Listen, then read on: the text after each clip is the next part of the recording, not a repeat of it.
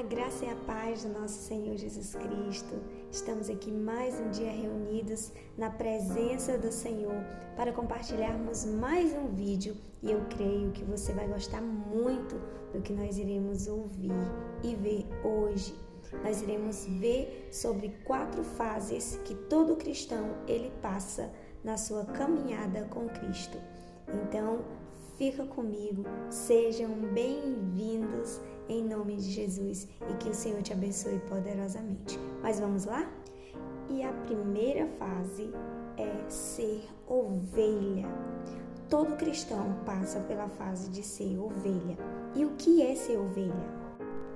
É aquela fase onde o cristão precisa ser cuidado, ser direcionado, onde ele precisa de uma atenção maior, onde ele precisa ser levado, carregado, onde ele precisa ser suprido, onde ele precisa ser alimentado para que ele possa crescer. Até porque nessa nova fase do novo cristão, do novo convertido, eles vão aprender tudo do zero. Eles vão ter que aprender o que é cristianismo, o que é uma vida em Cristo, o que é sofrer, o que é padecer. E nisso eles vão precisar de muita ajuda daqueles que estão mais maduros na fé. Então essa primeira fase de ovelha é uma fase que faz muita diferença na vida do novo convertido. E é aí onde eles vão precisar de auxílio, onde você precisa ter disposição para ensinar, para cuidar, para carregar se for preciso. Nós podemos ver que quando Jesus pergunta a Pedro, Pedro, tu me amas? Ele diz, apacenta as minhas ovelhas. Então ele está dizendo, Pedro, cuida como um bom pastor das minhas ovelhas, daquelas ovelhas que estão crescendo, que estão em fase de desenvolvimento espiritual. O segundo ponto é ser discípulo. É outra fase do cristão, é a segunda fase que todo cristão tem que passar. A fase de ser discípulo é a fase de aprender a palavra, é a fase de conhecer a escritura, a história, de aprender sobre o processo bíblico, o processo cristão.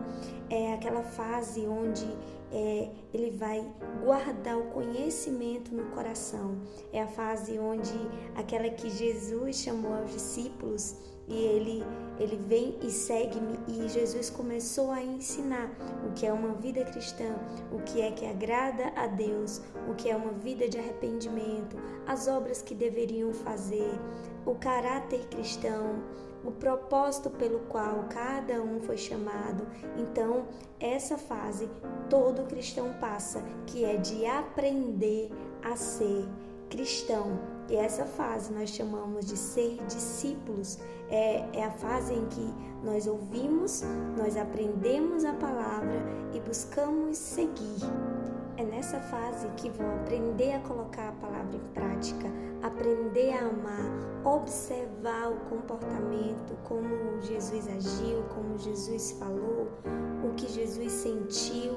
É nessa fase que vão aprender o que é jejum, vão aprender o que é a meditação na palavra, aprender sobre os alertas, sobre falsos profetas, aprender sobre o que é ser igreja, aprender sobre os dons, aprender sobre toda aquela base de Cristo, para que através de ser discípulo, do conhecer, que é estudar, através disso possa a sua fé estar firmada na rocha, firmada na base, em um fundamento, e esse fundamento é Cristo.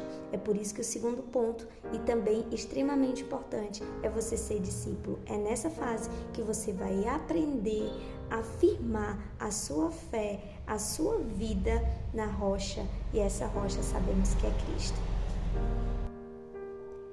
A terceira fase que todo cristão deve passar na sua caminhada para a eternidade é se tornar filhos de Deus. Sim, a primeira fase é ser ovelha, a segunda fase é ser discípulo e a terceira fase é a partir daqui que nos tornamos filhos de Deus. Vanessa, é absurdo isso que você está falando.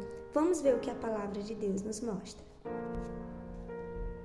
João 1, versículo 12 diz: mas todos quantos o receberam, deu-lhes o direito de se tornarem filhos de Deus, ou seja, aos que creem no seu santo nome, os quais não nasceram do sangue, nem da vontade da carne, nem da vontade do homem, mas de Deus. Então ele diz: todos quantos o receberam,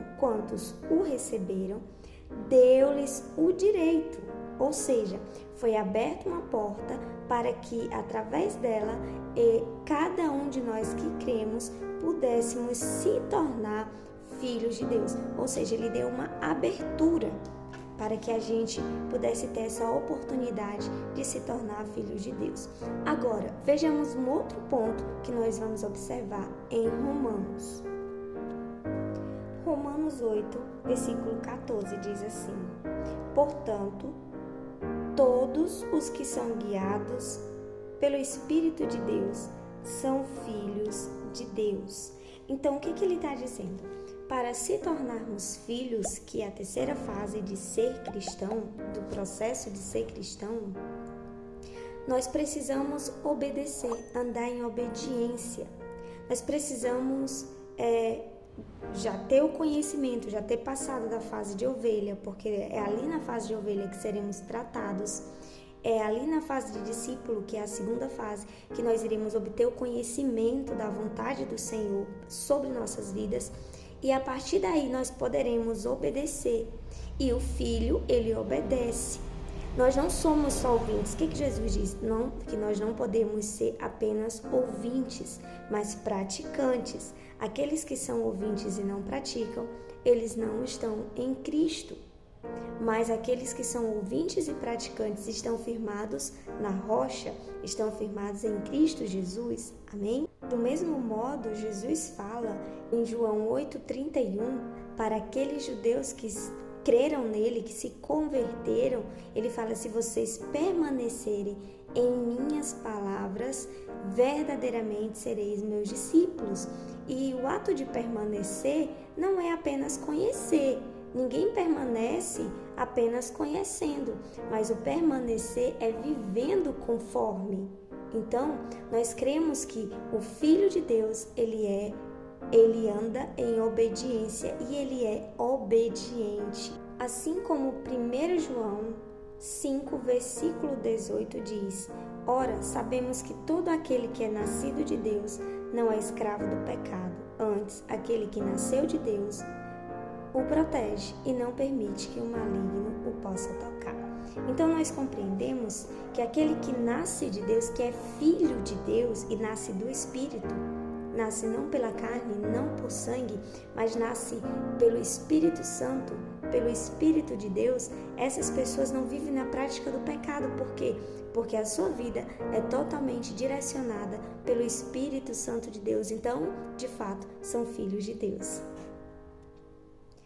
E a partir disso, de ser filho, de ter sido tratado como ovelha, que vai tratar o caráter da ovelha, vai tratar as dificuldades das ovelhas, vai acolher aquela ovelhinha, a partir do ponto da segunda fase de ser um discípulo, a partir do terceiro ponto, que é ser filho de Deus, nós chegamos ao quarto ponto. E o quarto ponto está totalmente ligado com todos os outros que citamos anteriormente. O quarto ponto é você ser servo. E você só pode ser servo, trabalhar na obra de Deus, quando você passa da fase de ovelha, que você se permite ser tratada, que você se permite ser curado, que você passa da fase de discípulo, onde você vai aprender, onde você vai firmar a sua base, a sua fé, firmar a sua vida ali, naquilo que a palavra de Deus ensina, a partir do ponto também que você se torna filho, porque você já vai obedecer, já vai crer, já vai ministrar sua confiança no Senhor, é que você pode trabalhar no reino de Deus, porque você já passou um processo de amadurecimento espiritual e a partir daí você já é livre tem liberdade em Cristo para atuar, para trabalhar em nome de Jesus. E pode ter certeza que você passando dessas fases, você será totalmente qualificado para ser um soldado no reino de Deus. Então, a partir daí, por que há muitas dificuldades no meio cristão? Principalmente com liderança, com obreiros, enfim, porque muitos deles não passam essa fase. Logo que eles se convertem, já colocam eles em postos, em lideranças, sem preparação, sem ser tratado, não é tratado o egoísmo, não é tratado a submissão, não é tratado a responsabilidade ministerial, não é tratado o zelo, não é tratado o conhecimento. Então, tudo isso, a obediência, a santidade, isso não é tratado, não é ensinado, não existe um certo tempo de experiência nisso para que a pessoa possa começar a exercer o seu trabalho em Cristo e acaba, trazendo grandes coisas desagradáveis no meio da igreja. Então, essas são as 4 fases que todo cristão ele deve passar na sua vida e na sua caminhada em Cristo Jesus. E eu espero que você tenha gostado. Deixa eu citar apenas um ponto para você.